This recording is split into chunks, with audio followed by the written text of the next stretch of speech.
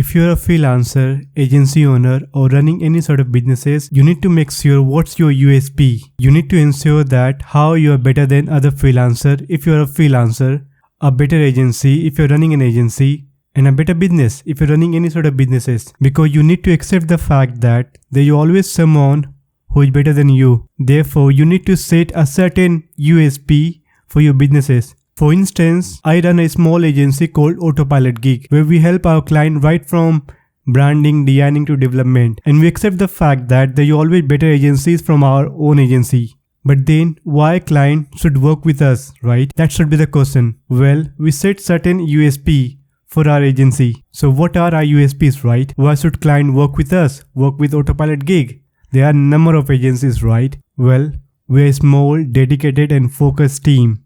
And we're known for our compelling services. And it's not that once the project is completed, we get paid, we're done. No. And that's when our USP comes in. We are always there to support our clients as long as their businesses exist. We work round the clock and our response time is just 30 minutes. So no matter what time, what date, client reaching out to us, we'll respond them within 30 minutes or help them within 30 minutes. We would be keep working until our clients are fully happy. We provide unlimited